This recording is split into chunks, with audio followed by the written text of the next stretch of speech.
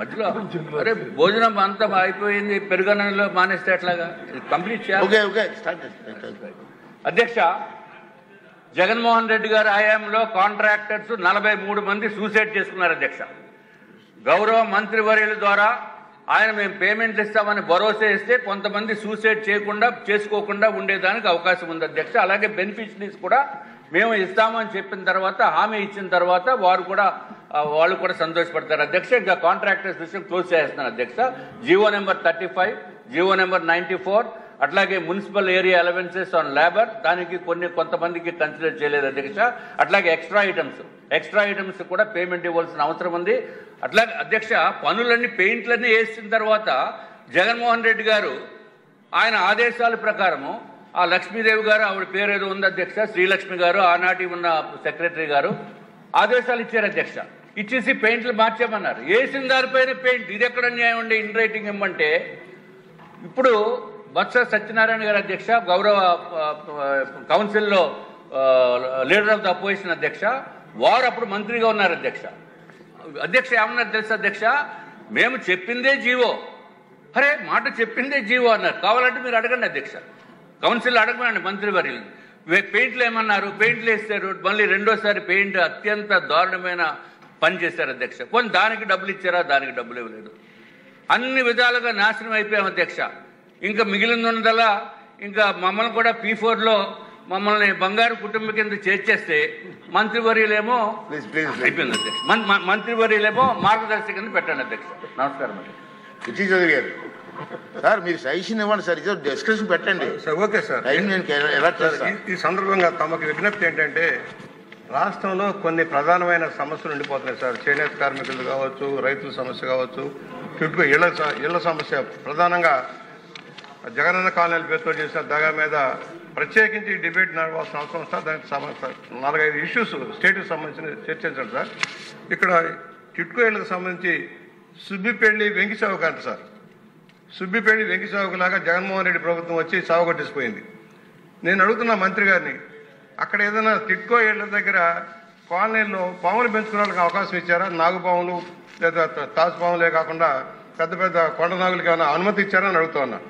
మొన్న మా రాజమహేంద్రంలో 6,200 ఇళ్లు శాంక్షన్ అయింది సార్. నిర్మాణం అయిన ఇన్ఫ్రాస్ట్రక్చర్ చేయలేదు. ట్యాంకు సక్కుల మధ్యలో ఆగిపోయింది, నీళ్లు ఎవరు. అవాంఛిత శక్తులన్నీ ప్రవేశిస్తా ఉన్నాయి అక్కడ. నేను అడుగుతా ఉన్నా, వాళ్ళు ఏమైంది? బ్యాంకు నుంచి జగన్మోహన్ రెడ్డి గారు అప్పు తీసుకున్నారు వీళ్ళ మీద తాకట్టు పెట్టి. ప్రధాన సమస్య ఏంటంటే ఒకేసారి 4 లక్షలు 3 లక్షలు అప్పు తీసుకెళ్లిపోవడంలో ఇన్స్టాల్మెంట్ మీద కట్టుకోవాల్సిన పేదవాడి దగ్గరికి వచ్చి బ్యాంకులు నేను తాళాలు వేస్తున్నాయి సార్. విష్ణుకుమార్ రాజు గారు మా ఇళ్ల చుట్టూ తిరుగుతున్నారు. ఇళ్ల చుట్టూ 100 మంది వస్తూ ఉన్నారు. ఒక ప్రధానమైన ప్రాజెక్టు, ప్రెస్టీజియస్ ప్రాజెక్ట్ అది చంద్రబాబు గారి ఉద్దేశంలో. దాన్ని సక్రమంగా నిర్వర్తించాల్సిన అవసరం. నేను అడుగుతున్న మంత్రి గారిని, స్పెషల్గా మీరు కూర్చొని దాని మీద చర్చించి, ముఖ్యమంత్రి గారితో చర్చించి విత్ ఇన్ లిమిట్ టైంలో కంప్లీట్ చేసి ఇళ్లలోకి వెళ్ళేలాగా చేయండి. 2.5 లక్షల మందిలో కనీసం 50,000 మంది కూడా ఇళ్లలో లేరు సార్. వేల కోట్ల రూపాయలు వృధా అయిపోతున్నాయి. నేను అడుగుతా ఉన్నా మంత్రి గారిని, దీని మీద దృష్టి సారించి ఇన్ఫ్రాస్ట్రక్చర్ అర్జెంటుగా చేసి, పాములు భయంకరమైన పాములు, నేను వెళ్ళాను సార్, నేను పారిపోయి వచ్చేసాను అక్కడి నుంచి. కొండ చిలువలు, తాజుపాములు కాలనీల్లో. ఇది ఎంత భయానక పరిస్థితి. ఒకటి, బ్యాంకులని అర్జెంటుగా మీరు ఇమీడియట్గా తాళాలు వేయకుండా ఆపండి సార్. జగన్మోహన్ రెడ్డి తీసుకెళ్ళిన అప్పుకి వీళ్ళు బాధ్యతలు అయిపోతున్నారు. నెలవారీ కట్టుకోవాల్సిన ఇన్స్టాల్మెంట్ ఒకేసారి 4 లక్షలు 3 లక్షలు కట్టమంటే వాళ్ళు దివాళా తీసే పేదవాడు మనం ఉన్నవాళ్ళకి ఇవ్వాల. దయచేసి దీన్ని గమనంలోకి తీసుకోవాలని మంత్రి గారిని కోరుతూ, తమకి నేను చెప్పిన 4-5 వాటి మీద స్పెషల్ డిబేట్ పెట్టించారు, ప్రత్యేక డిబేట్ అవకాశం కల్పించారు. నేను కూడా రిక్వెస్ట్ చేసేది ఇంపార్టెంట్ సబ్జెక్టు కేటాయం చేయండి sir. Half an hour discussion పెట్టండి, అందరూ మాట్లాడే అవకాశం వస్తుంది. రామకృష్ణ బాబు గారు సార్ పాయింట్ చెప్పండి. ఎందుకంటే ఆల్రెడీ అదే అధ్యక్ష, ఇప్పుడు దీని మీద అందరి సమస్య అధ్యక్ష, ఇది తమరు మా అందరి రిక్వెస్ట్ మీద స్పెషల్ డిస్కషన్ రోజు పెట్టించండి అధ్యక్ష. ఓకే, అది ఈ క్వశ్చన్ అవర్ లో సమస్య పరిష్కారం అవ్వదు. క్వశ్చన్ అవర్ లో పరిష్కారం జరగదు. మీరే డేట్ చెప్పి మీరే పెట్టించండి. మీరే అప్లికేషన్ మీరు అప్లై చేస్తే ఇస్తా టైము. అలాగే అధ్యక్ష, లెటర్ ఇప్పుడు నెక్స్ట్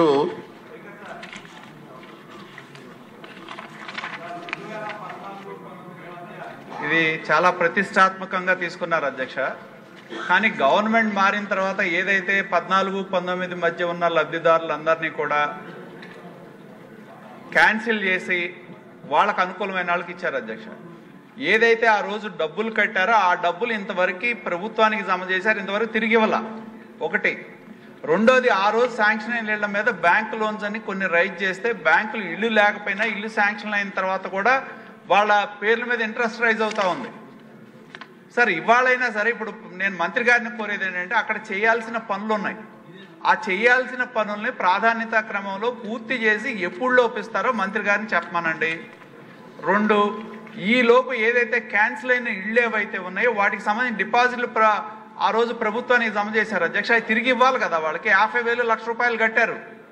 వాటి కోసం కనీసం వాళ్ళు కట్టిన డబ్బులు వాళ్ళకి ఇవ్వడానికి దిక్కులేదు అధ్యక్ష. ఆఫీసుల చుట్టూ తిరుగుతున్నారు. ఇల్లు ఎటు ఇవ్వలేకపోతున్నాం. ఇల్లు గత ప్రభుత్వం క్యాన్సిల్ చేసి ఎవడి పేర్ల మీద ఇచ్చేసింది. ఇవాళ ఇల్లు ఇచ్చే అవకాశం లేదు. కట్టిన డబ్బులన్నా ఇవ్వాల్సిన బాధ్యత ఉంది కదా. మూడోది అధ్యక్ష, పెండింగ్ ఇళ్ళు ఏవైతే ఉన్నాయో ఇవ్వాల్సినవి మిగతా పనులు పూర్తి చేస్తే ఆ రోజు మన కాన్సెప్ట్ ఏంటి అధ్యక్ష, ఇల్లు పూర్తి చేసి కావాల్సిన ఇన్ఫ్రాస్ట్రక్చర్ డెవలప్ చేసి మోడల్ కాలనీల కింద ఆదర్శవంతమైన కాలనీల కింద చెయ్యాలి అని చెప్పి నూతన టెక్నాలజీ తీసుకొచ్చి మనం కట్టాం అధ్యక్ష. మరి ఇవాళ మన లక్ష్యం ఏదైతే ఉందో దాన్ని పూర్తి చేయాల్సిన బాధ్యత 5 ఏళ్ళు గ్యాప్ వచ్చింది. ఇవాళ మనకుంది. మళ్ళీ మనం అధికారంలోకి వచ్చాం. ఒక నిర్దేశిత లక్ష్యంలో సమయంలో పూర్తి చేయాల్సిన అవసరం ఎంతైనా ఉంది అధ్యక్ష. దాన్ని మంత్రి గారిని కోరేది ఏంటంటే దయచేసి వారిని దృష్టి పెట్టి ఒక టైం ఫ్రేమ్ లోపు ఆ టిట్కో ఇళ్లలో వేలు అధ్యక్ష, ఒక కాలనీ 4-5 వేలు ఇల్లు అంటే ఒక పెద్ద కాలనీ, అది ఒక ఊరు అక్కడ ఉన్నట్టు లెక్క. ఇన్ఫ్రాస్ట్రక్చర్ సౌకర్యాలు లేక ప్రజలు ఇబ్బంది. ఇందాక మన బుచ్చన్న గారు చెప్పినట్టు పాములు తిరుగుతున్నాయి, అన్ని తిరుగుతున్నాయి అధ్యక్ష అక్కడ. కాబట్టి దయచేసి మంత్రి గారిని కోరేది, ఇది మన చంద్రబాబు నాయుడు గారి యొక్క ఆలోచనలో నుంచి కళ్ళలో నుంచి వచ్చిన ప్రాజెక్ట్ ఇది. ఈ ప్రాజెక్ట్ని మళ్ళీ మనం వచ్చాం కాబట్టి దీన్ని పూర్తి చేసి బెనిఫిషరీస్కి అందించాల్సిన అవసరం ఉంది. మంత్రి గారు ఎప్పుడులోపు పరిష్కారం చేస్తారో వీటిని చెప్పాల్సిన అవసరం ఉందని చెప్పి నేను కోరుతా ఉన్నా అధ్యక్ష. సభ్యులందరికీ మనమండి, ఇలా స్లిప్పులు పంపించి ఎంకరేజ్మెంట్ చేయడం మంచిది కాదు. వచ్చిన సిగ్నేచర్ పెట్టిన వాళ్ళకి ఫస్ట్ రైట్ ఇస్తాను నేను. మీ స్లిప్పులు పంపించి మాకు అవకాశం అంటే సిగ్నేచర్ పెట్టడానికి మీకు టైం లేదు, ఇక్కడ టైం అడుగుతారు. ఈ సాంప్రదాయం మంచిది కాదు. ప్లీజ్ దయించి సహకరించండి. అమ్మా మాధవి గారు.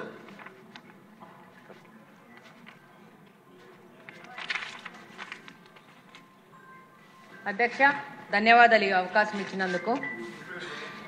నేను ముందుగా ముఖ్యమంత్రి గారు నారా చంద్రబాబు నాయుడు గారికి అలాగనే మంత్రి గారు నారాయణ గారికి ధన్యవాదాలు తెలియజేసుకుంటున్నాను అధ్యక్ష.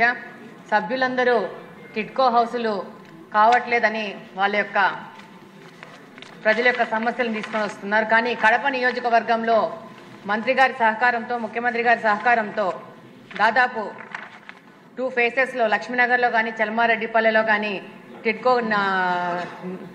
టిట్కో గృహాల నిర్మాణం శరవేగంగా జరుగుతోంది అధ్యక్ష.